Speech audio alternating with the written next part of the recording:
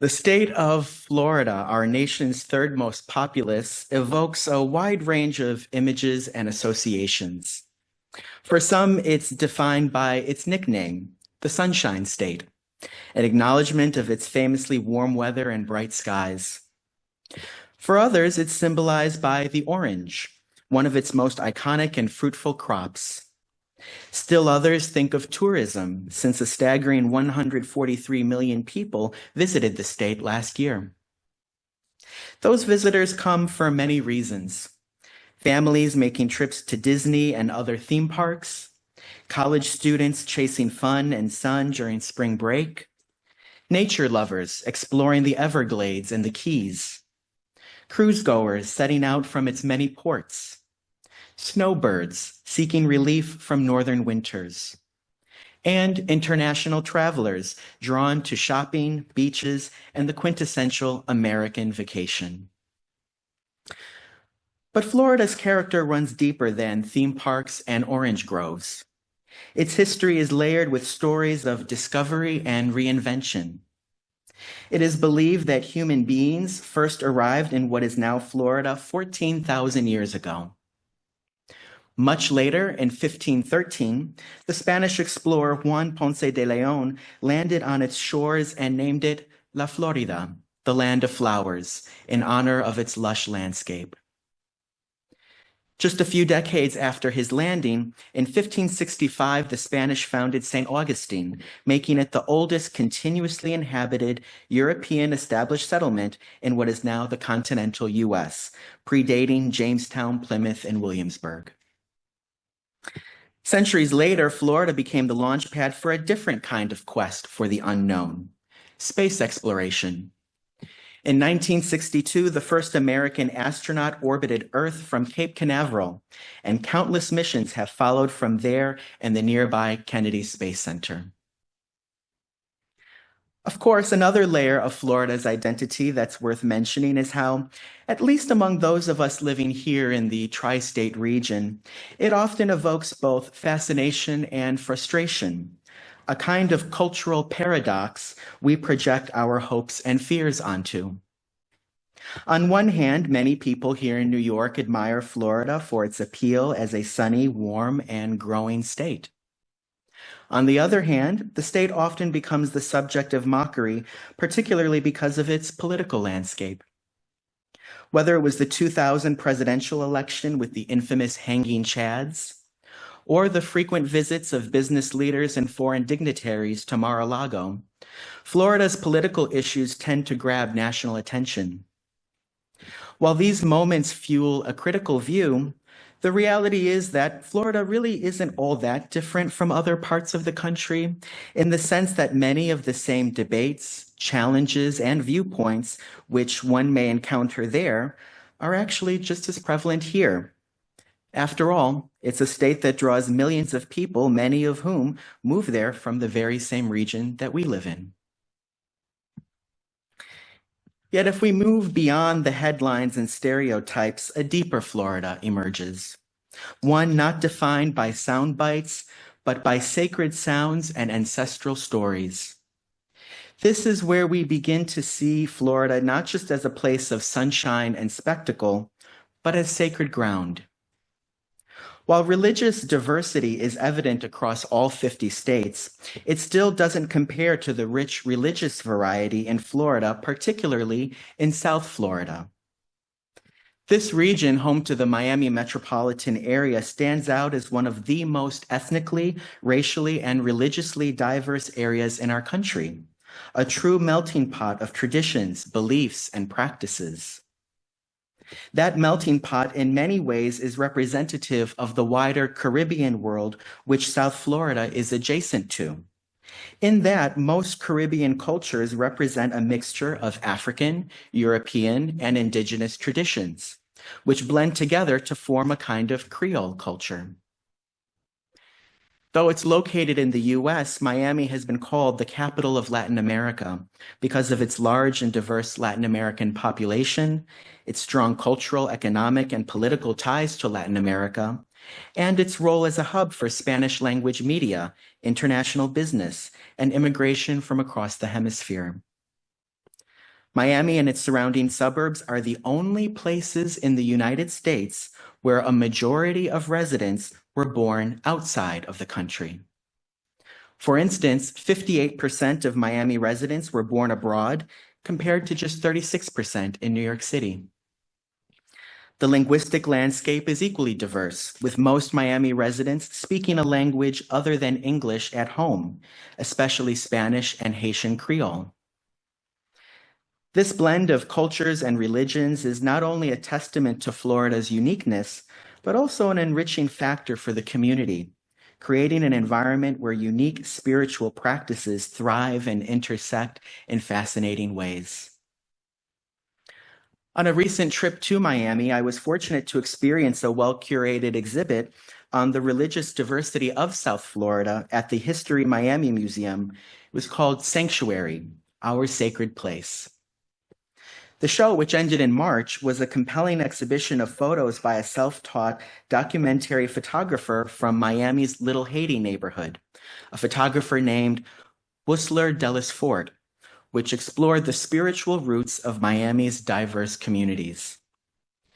The exhibition captured moments of sacred connection within temples, churches, and shrines, showcasing how these communities utilize these sacred spaces as essential sources of both cultural and spiritual life in Miami. As the curator noted at the exhibition's entrance, quote, "Our ancestors understood that sacred spaces were about entering the depths of the earth so we could commune with her and other life forms to make sense of our existence and fortify our strength. Our sacred spaces hold more than comfort, assurance, and community. These locations are vortexes for revolution, healing, congress, and justice. It's where our forces, united, embolden the spirits of weakened bodies and tortured minds. It is the sanctuary from a world contaminated by injustice, confusion, and greed. This photo series documents sanctuary rituals, venerations, and commemorations created by the human condition as a portal into the depths of our multiverse and the spirit world," end quote. So with that in mind, I'm now going to show you a few photographs and objects from the sanctuary exhibit, as well as one piece of religious folk art from another section of the museum's collection, which are relevant to today's sermon. Now, having said that, know that these 5 images are mere samples and are completely inadequate to fully explain the breadth and depth of the religious practices which make South Florida such a unique place in our country. So thank you, Ken. You now see on the screen our first image. And this is from a section on the exhibition about prayer. The photos in this series illustrate the practice and art of prayer.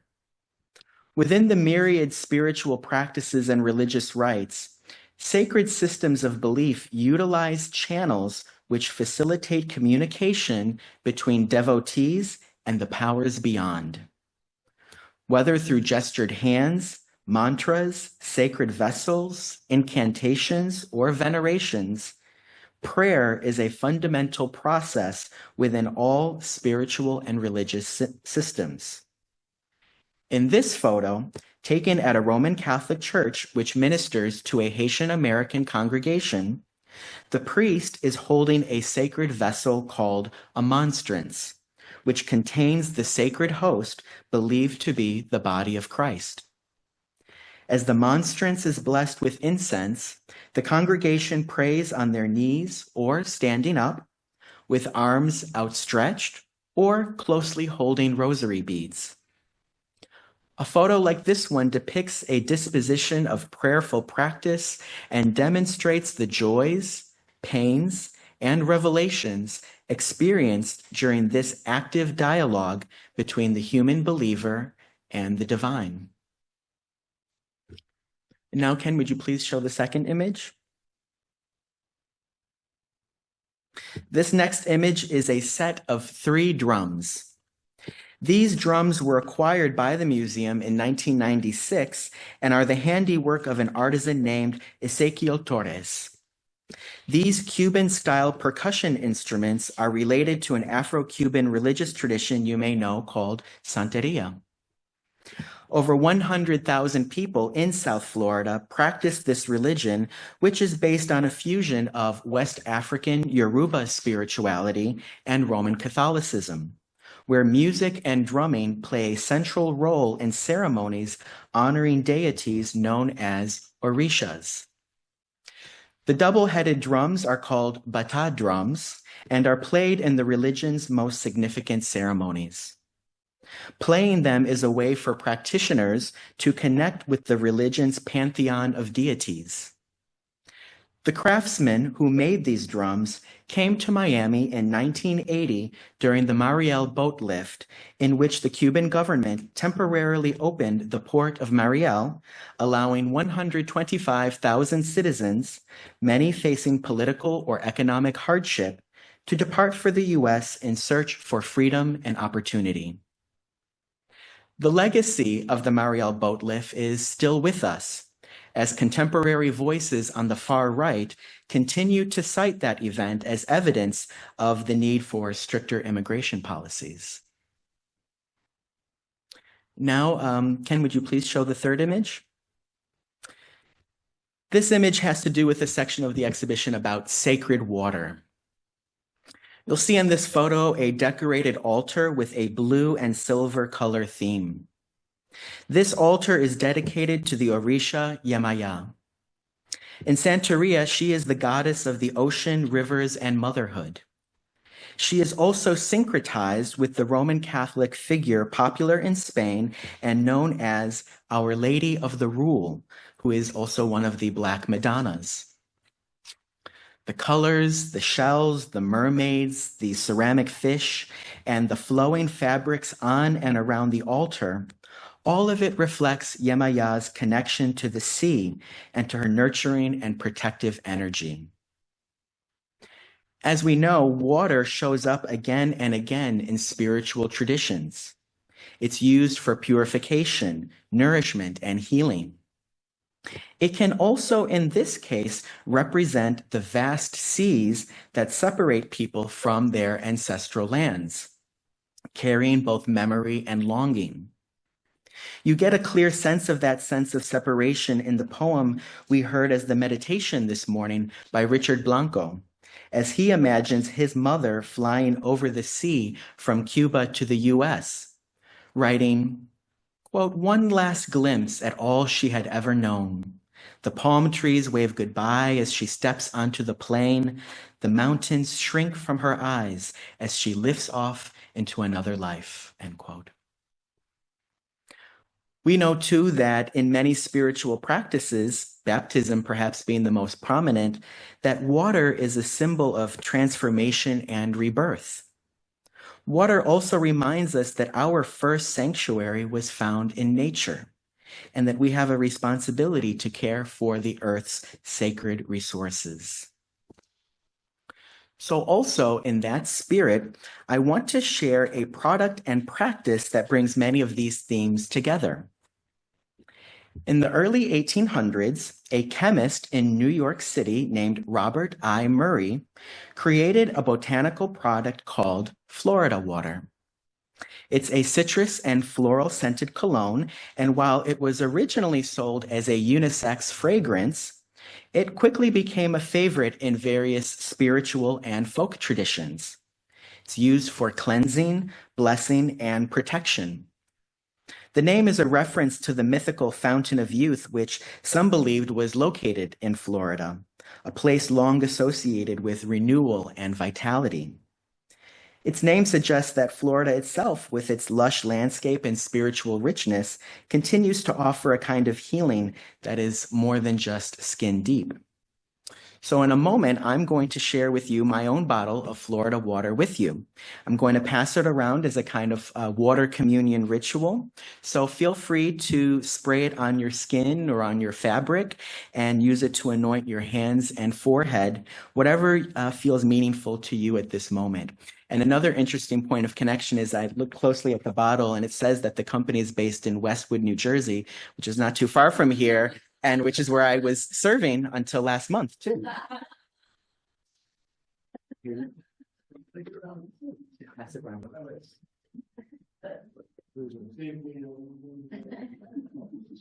Yeah, and it's an atomizer, so you can just spray it. And now, Ken, would you please show the next image? Yeah. So in this next photo, we learn more about the figure of Saint Lazarus, or in Spanish, San Lázaro. As we heard in the parable this morning, read by Des, Lazarus is described in the Gospel of Luke as a poor beggar who suffered greatly during his life. He was covered in sores, hungry, and comforted only by dogs that came to lick his wounds. He stands as a symbol of both humility and endurance, and a stark reminder of the world's indifference to suffering. To look upon the image of Lazarus is to be reminded of the sacred dignity of those whom the rich and powerful would rather not see. For this reason, he is revered as the patron saint of disenfranchised communities and a miraculous healer of various illnesses. In Santeria, Saint Lazarus is syncretized with the Orisha Babalu, who is associated with the element of earth and as a powerful healer of infectious diseases. In this photo, we see a man with a tattoo of Saint Lazarus on his back, praying at the Rincón de San Lázaro shrine in the Miami suburb of Hialeah. The shrine was founded in 1974 by a grassroots group of Cuban immigrants who sought to continue the devotions they knew from their homeland. Before the current church was built, the shrine began very humbly in a rented office space. Devotees, mostly of Cuban heritage, pay tribute at the shrine annually and seek spiritual intervention through pilgrimage and offerings. Many travel long distances, sometimes under very delicate health circumstances, in order to make their petition. A neighborhood parade takes place each year with music, dance, and gifts offered to Saint Lazarus. And now, Ken, would you show the final image? In this final image, I draw your attention to this photo which displays an elaborate Holy Week ritual that highlights the beauty and dedication of believers as cultural representation becomes a key component of creating a sacred space. Every year, on the evening of Good Friday, people gather at the Corpus Christi Church in Miami for the procession of what's known as La Macarena. The devotion to this representation of the Virgin Mary comes from Seville, Spain, where the original statue of her resides. Known more formally as Mary, Most Holy of Hope, she is adorned with emeralds on her dress, and she has tears on her cheeks. She inspires 1,000 devotees to walk with her through the streets of the neighborhood, where members of her confraternity march alongside her in green robes, and homes along the way welcome the procession by decorating the street pavement in front of their house with elaborate flower decorations. And Ken, you can either leave the image up or take it down as you wish. The images and practices we've witnessed today, prayers, offerings, and processions, are but a small reflection of the living, breathing spiritual landscape that Florida represents. These rituals, often rooted in histories of displacement, adaptation, and resistance, reflect the resilience of human beings in their pursuit of meaning. In Florida's rich spiritual and cultural tapestry, we find the intersection of beauty and faith, where nature's splendor meets the divine presence of the Orishas and saints. These traditions, nurtured by generations of people who have found their way to this land, serve as a reminder of the strength and resilience of the human spirit.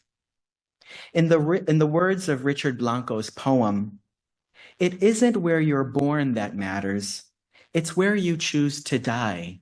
That's your country." As human beings, our lives transcend borders. And we find sacredness not only in the places we come from, but in the places we go. And this too is why Florida matters now. Why these stories, these rituals, and these communities demand our attention. In a time when the very meaning of American identity is being debated, when the question of who counts as an American, who belongs, who is entitled to the rights of citizenship, is once again at the forefront, places like South Florida offer a profound answer. The people who make up this vibrant region, most of whom were not born in the United States, embody the spirit of resilience, reinvention, and reverence. They remind us that America is not a fixed identity, but a living mosaic, constantly renewed by those who seek sanctuary, who bring their traditions, and who enrich our collective life. As the 14th Amendment's promise of birthright citizenship comes under threat, and fear-driven politics seek to narrow who gets to belong, the sacred spaces of South Florida whisper a deeper truth, that the divine does not recognize borders, and that the soul of this country is shaped not by exclusion, but by embrace.